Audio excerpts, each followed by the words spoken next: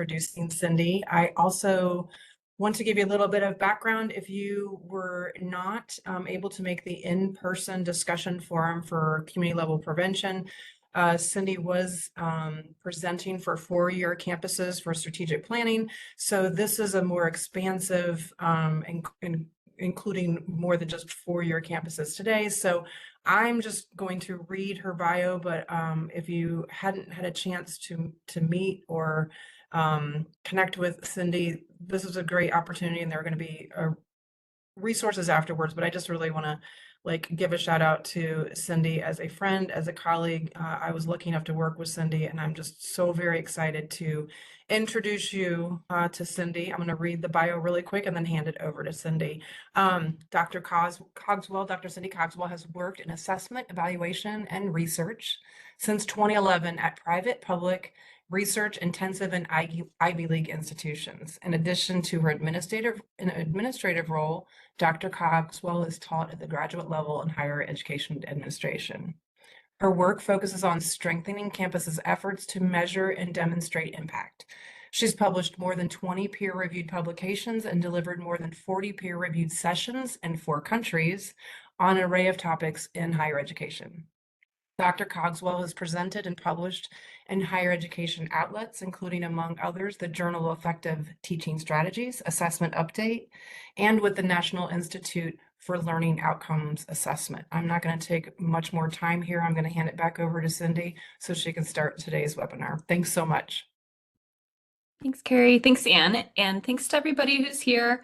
I respect if you're eating lunch, if you're listening with one ear. I see a couple of names that I recognize and many that I don't. So welcome. Feel free, like they've said, to use the chat. We can keep this as conversational as is fit. And I want to ask Anne or Carrie to share in the chat. We have an optional companion worksheet. If you are somebody who likes to type your notes in a space, I spent a little bit of time just making one to go with this. You don't have to have it if you're in a one monitor situation or just want to see the slides, that's fine too, but it's there for you now or later. So that'll be coming at you, and we'll have a few moments throughout the time together for you to use that or to just use wherever you take notes down. So let's dive into the deck. Strategic planning and strategic partnering, mapping the next steps. I can't be a proper assessment person if I don't set goals and intended outcomes for the time together. And so I'm hoping that over the next 75, 80-ish minutes, that we will accomplish all of these and then have some additional time for comments, questions, and discussion. Essentially, increased understanding of how to use strategy for community level prevention, addressing holistic well-being, that you will leave with 3 concrete actionable goals for your campus, and then also identify resources and or partners to engage with.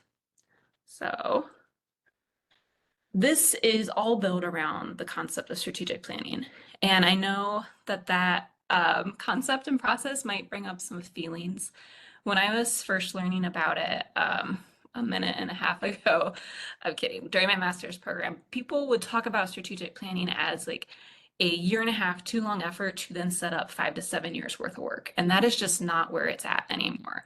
So I just want to update that if it's a helpful framework, that this can be a quick process, and I'm using it for this time together as one that you can adopt for the work that you do as maybe like a much faster paced effort to help just organize and order the work for even 9 months. Honestly, I think adjusting the time in for the time that you're doing it should have a relationship, but whatever that may be, these are the 4 basic steps. The first is, where are we now? Then the second, where are we going? The third is, how will we get there? And how will we be responsible and accountable? And that's the structure that we're going to follow for our time today. If we don't get through it all, I'm happy to have Carrie share the slides with you so that you can work through them or reference them and share them with others. So first up, where are we now?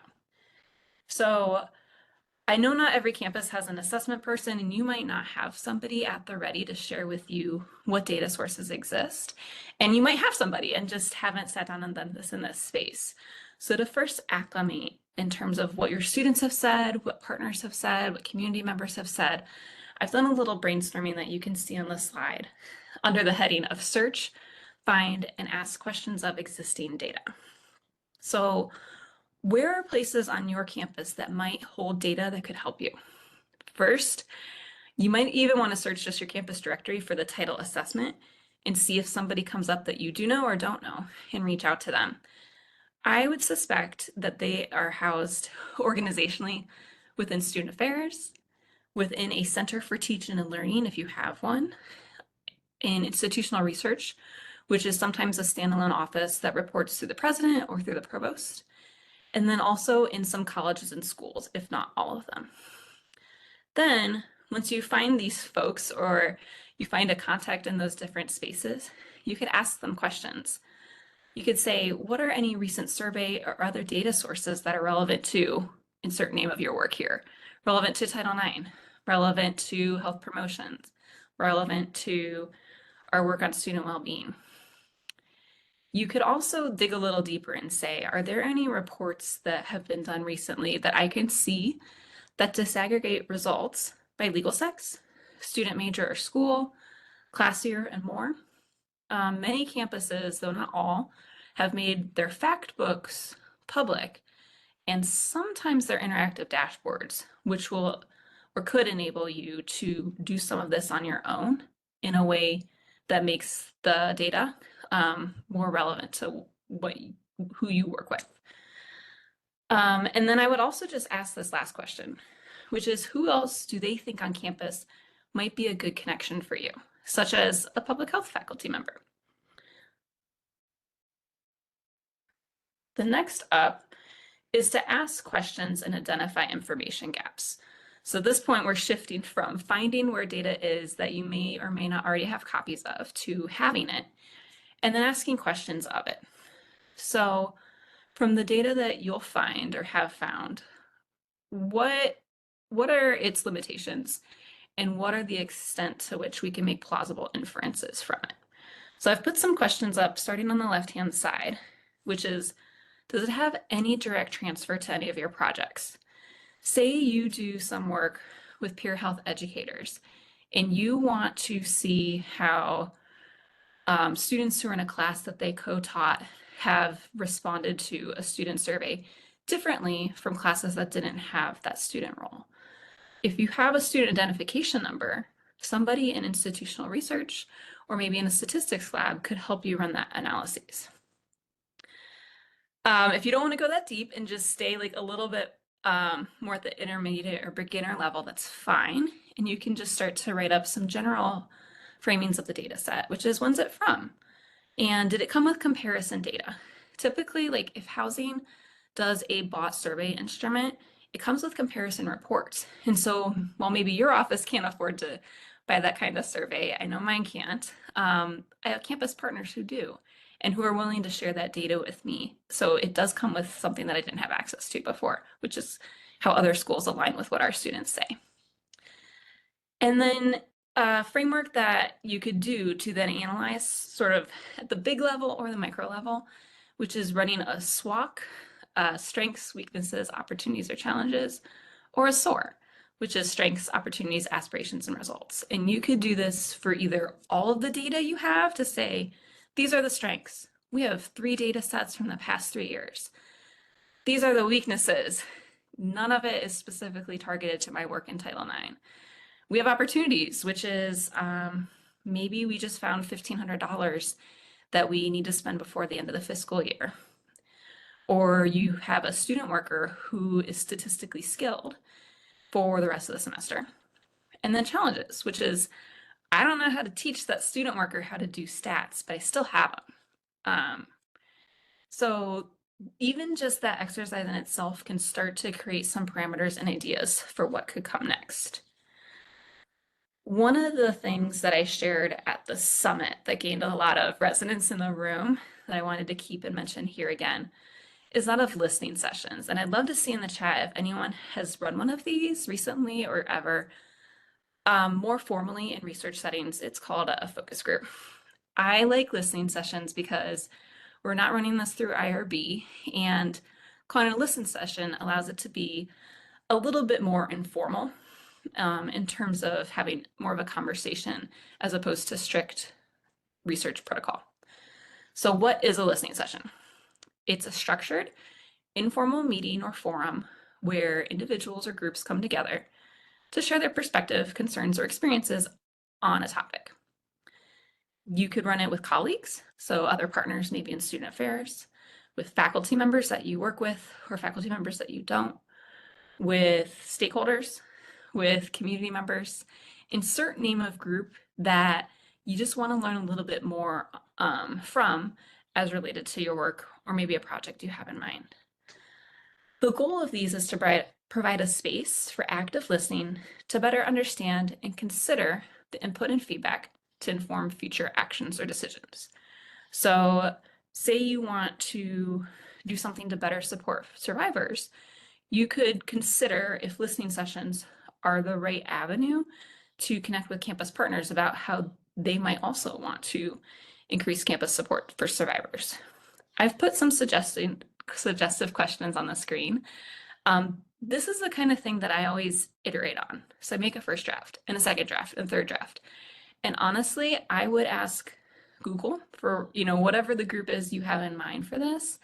And then also, I sometimes would ask ChatGPT. It's not a final anything, but it might do some of that early initial thought work to frame out what questions could be for a listening session. All right, so that brings us to the end of section 1, which is step 1, where are we now? And if you all have the worksheet, I've put some of these questions on it, or you can just take out a piece of paper. I'm going to give you maybe 4 minutes to just answer which one of these questions most resonates with you right now, and then we'll come back. So it's 12:18, so that means at 12:22.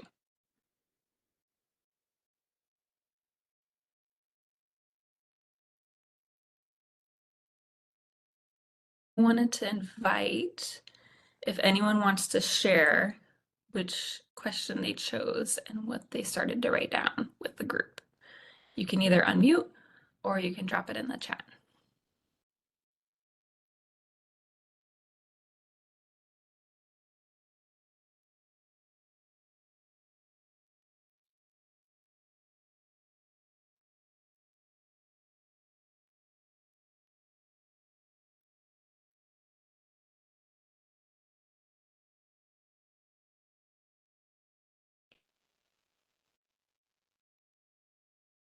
I will say that I know that for me, when I'm trying to do this scanning to find data exercise, often the most fruitful step is digging through my inbox to find that report somebody sent to me in October because it was October and it just never got the time.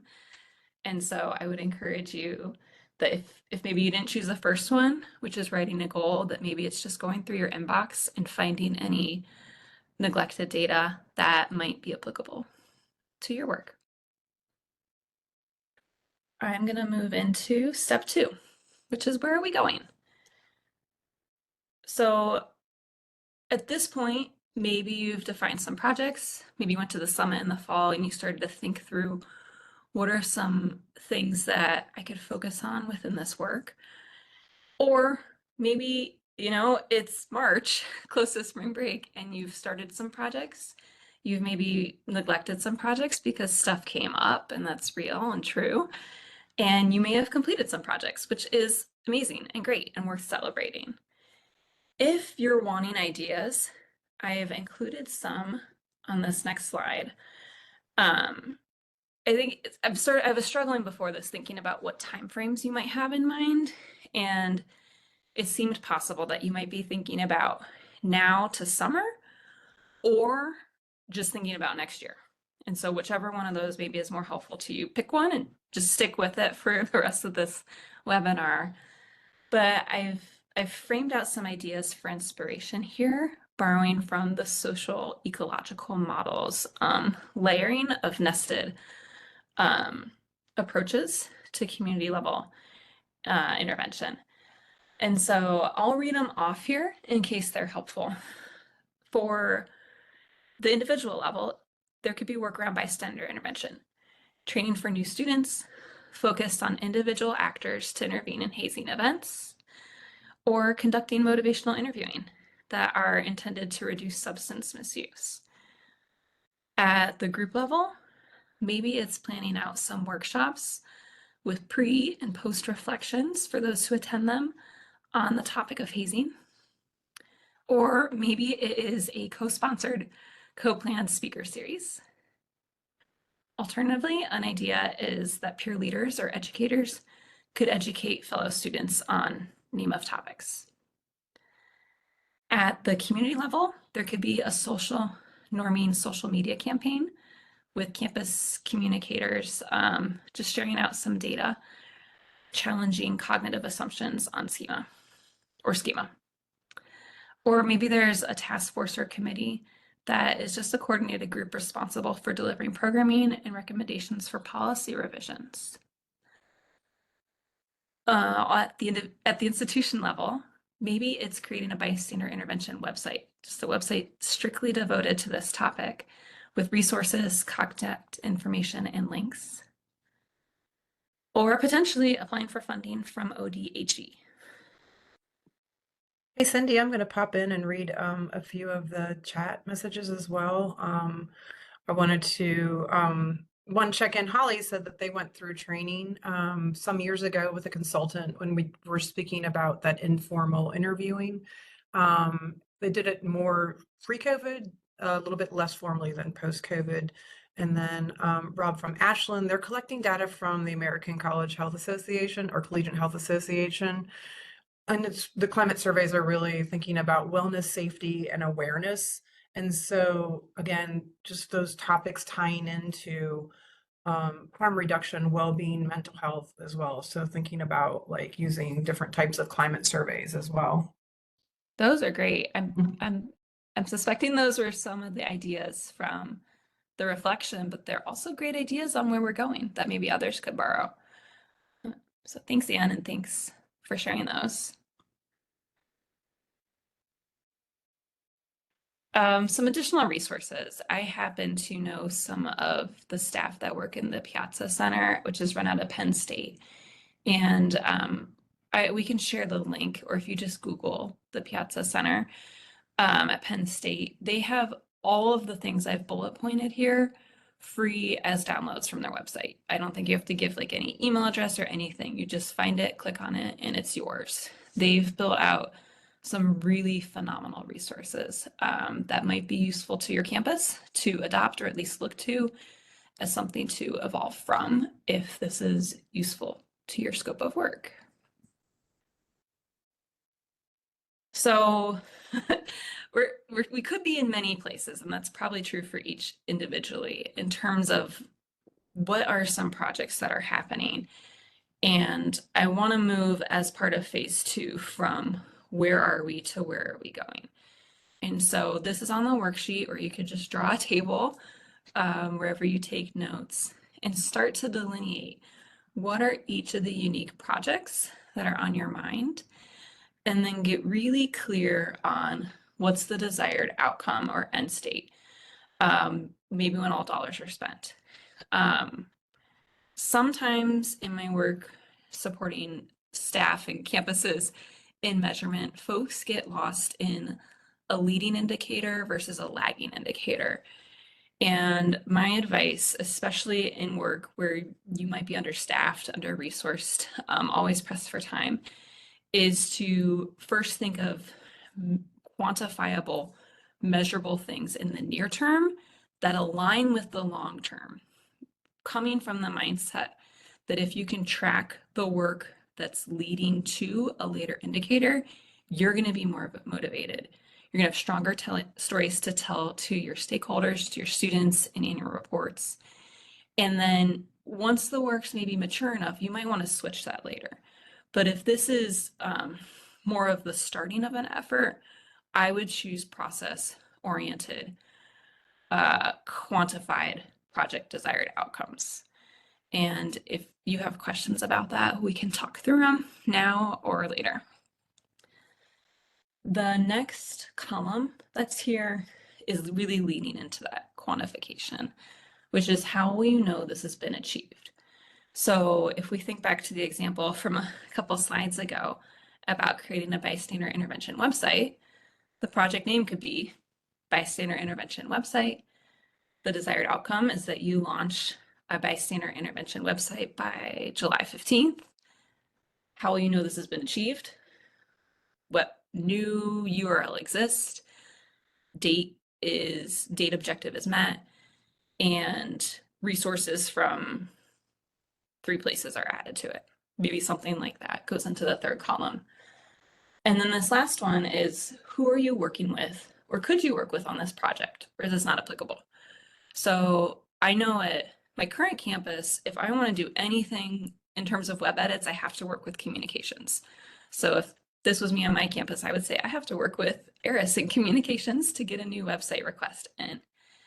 If I was at my old institution, I think I could just build it myself. And so in a few minutes, but you can fill each row in for each project that's on your mind. I listened to a webinar on strategic planning recently, and I would say this is maybe a bit more advanced, but if you say, Cindy, I've got this, I've done it, how can I take this to the next level? This is how I would encourage you. It comes from Achieve It. They sell a platform that you could use to really manage a lot of complex project management with nudging folks in a way. But their advice was to have quantified outcomes so that it's really easy to tell if you've met that target for whatever your goals are within the plan. That every item should have ownership. Every item should have clear due dates and start dates. And even if you don't know, like July 15th, you could say before the end of summer or by the end of Q2 or sometime that makes sense. And then reporting predictability.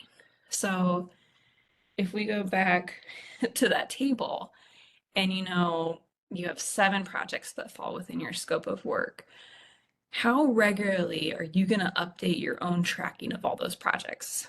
Maybe it's weekly. Maybe it's every time you meet with your supervisor.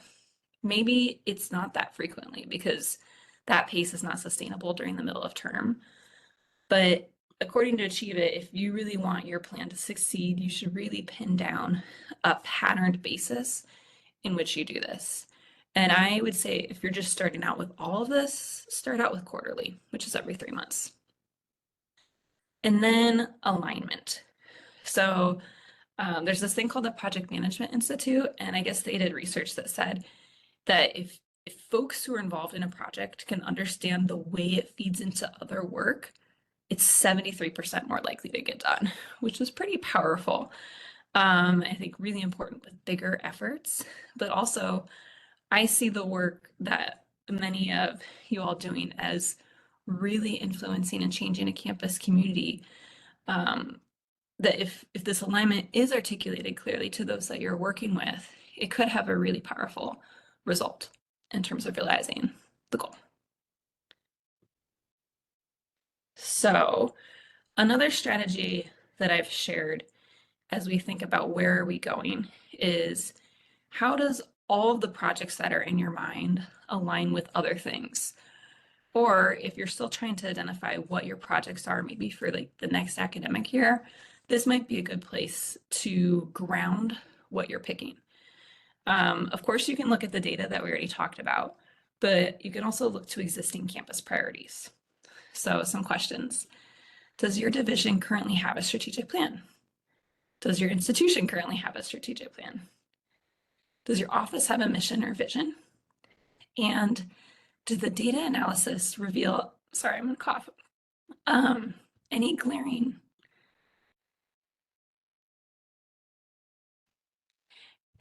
challenges that need to be addressed sooner rather than later?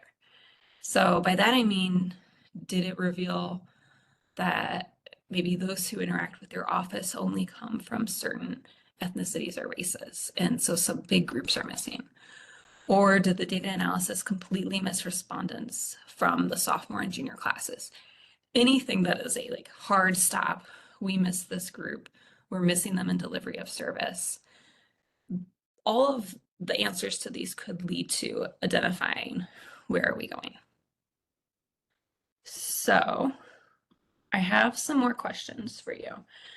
And I'll give you another 4 minutes again. You can use the worksheet and the questions on it. You can use just whatever I've said that's maybe inspired a new idea for you. It's 12:35, so we'll come back in another 4 minutes. Love to hear.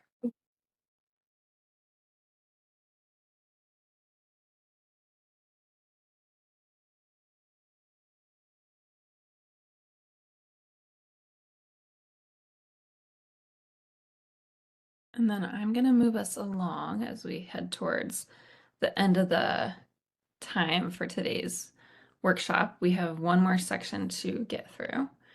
Hopefully these tools are useful frameworks to fill in with colleagues or maybe during some just deeper thinking time so that you can plan out your strategy, right? I find a little bit of strategy can go a long way in terms to a project's success and even looping others in who can be a part of it to help the work. So step 4, how will we be responsible and accountable? These are very big sessions and very big questions, and could have filled the whole workshop on this. When I've worked as an assessment and a data person, really pinning down what the appropriate metrics are as related to a project and its goals is where I spend most of my time. Just thinking through the logic of what that is and how it can grow over time, what indirect and direct data sources exist, can take a little bit longer to really wrestle with. And so I'm going to talk about the measurement column first.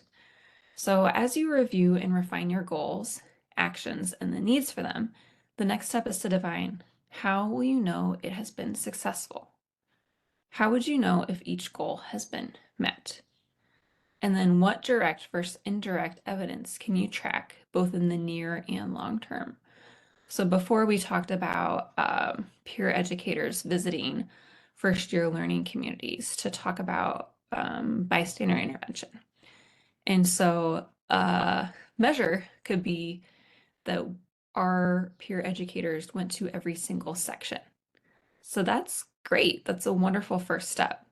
And then maybe a later step is that you're able to then query those first year students 2 weeks later to share back from memory steps or identification of what is or is not bystander intervention. And then hopefully we can see in the campus regular surveys that students are self-reporting that they are exhibiting greater bystander behavior. So all of those are measurements on the same thing, but you can see how different ones would take place at different points in time. And that's when we talk about leading versus lagging indicators. It's a leading indicator to count how many students got the initial training material in that first year seminar. It's a lagging indicator to see it adapt into the individual's behavior.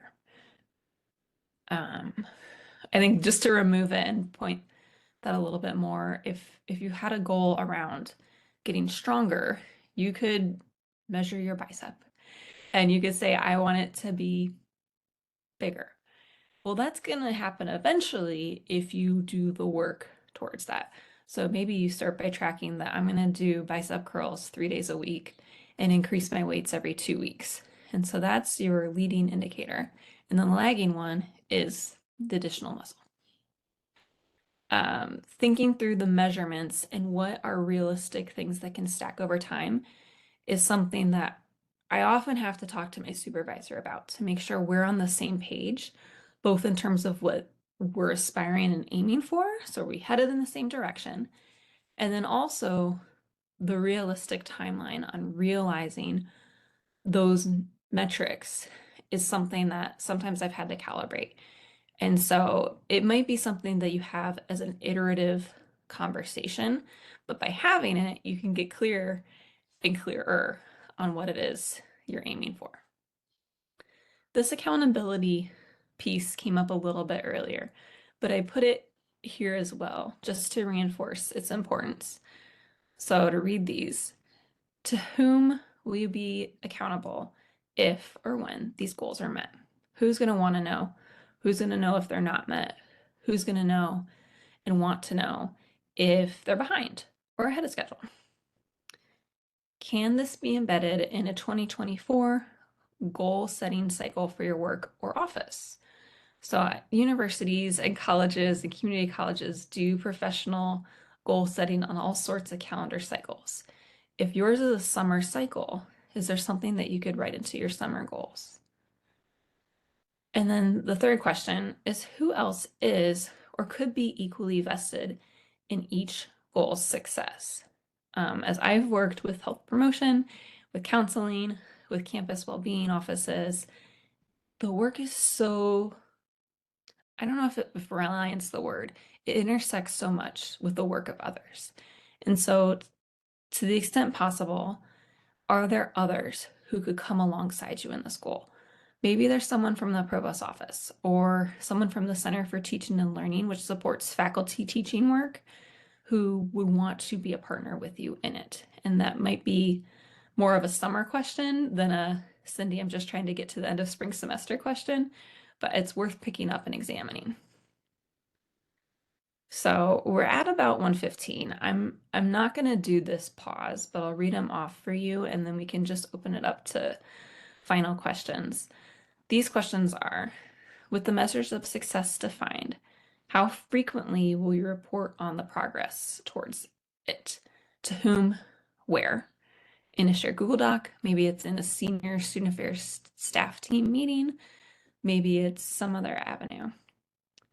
How might you approach assessing or measuring the success of each goal you've identified? And then how can you stay accountable for the success of each goal you've identified? I think sometimes accountability becomes a scary word, and it certainly can in campuses that are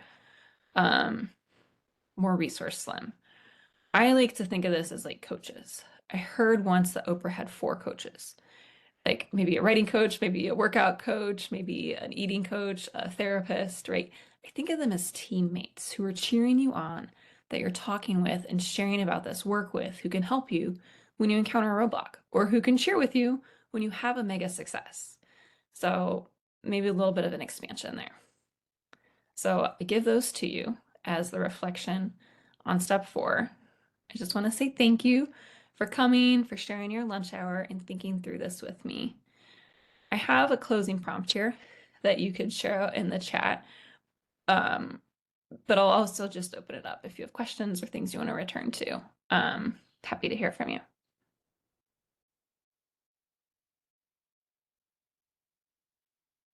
Oh, I was clicking on the wrong slide. I'm sorry. Those were the questions. That's my thank you. And then those are the closing questions I just referenced, but you can see. So you can answer these out loud or in the chat or just open it up for anything that you want to share.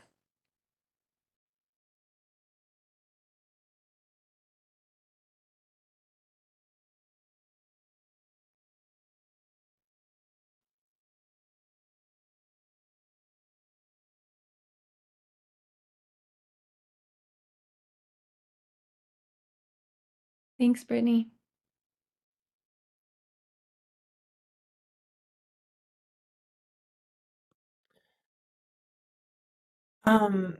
Cindy, I just want to like, as I'm going into my kind of like other work, at Ohio University, the who will help, really anti-hazing is something that we really need to expand upon, and how it intersects with other, types of well-being or collective like safety.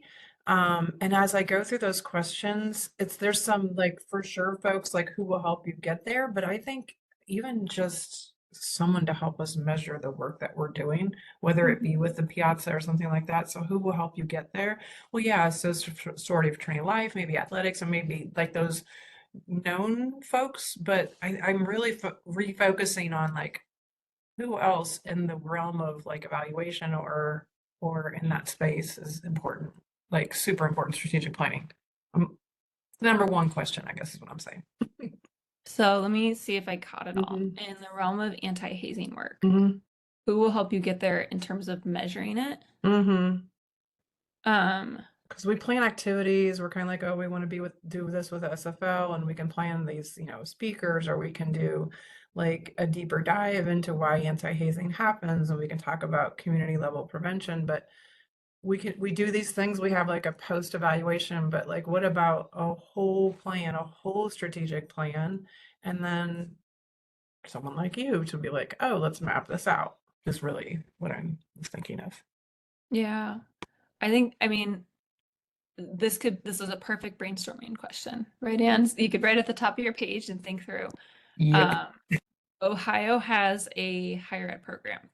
So one idea I would put down is, could you get one of the interns, the higher ed master's students and the PhD students can do an internship or a practicum as required for their degree, and you can get some of their I'm gonna cough. Oh, I muted wrong. You get some of their graduate level thinking and time to just explore this and brainstorm and see how others have measured it. So that's one thing. Definitely checking out Piazza Center. And then within campus, you could take everything that you do have and reach out to somebody in OIR. I don't know. Um, there was a direct report to Joni. That's who I would, Yep. to get Yep. really specific for you, somebody in OIR. And then maybe there's somebody else that you reach out to from like a public health field. Or maybe you reach out to a group listserv and say, has anyone built a campus-wide plan measuring anti-hazing? Like both the Mhm. expansion of it into just a more integrated part of campus, but then also the measurement plan that goes with the scaling of that. Because it's both, right? Yeah, Michelle says also the student involvement and leadership, student conduct offices. Holly is a big thank you. Um, she said, I think this is reiterating challenges that we have on a campus as far as human capacity for work. I definitely have some food for thought to discuss with campus leadership going beyond other duties as assigned, because you already have 2 full-time ones, right, Holly? Absolutely.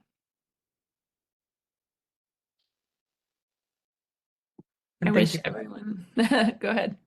I just said, and thank you also, Cindy, for the ideas. Sure. It looked like somebody started to unmute before.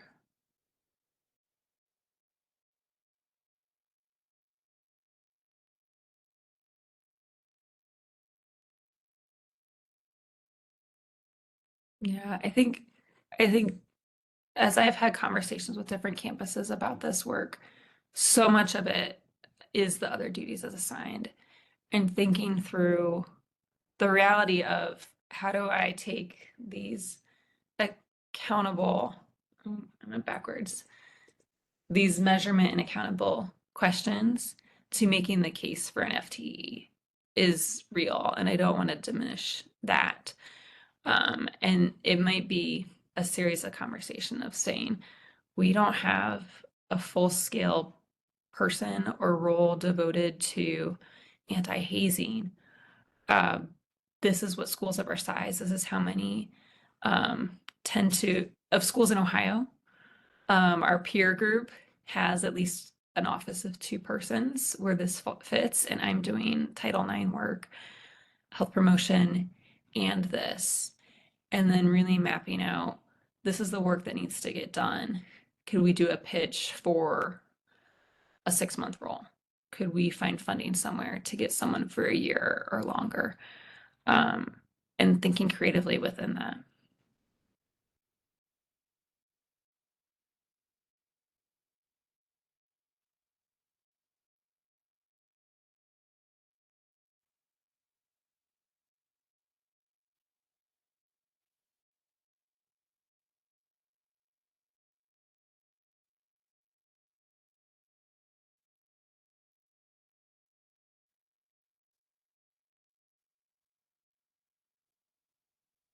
All right, I'm going to stop sharing.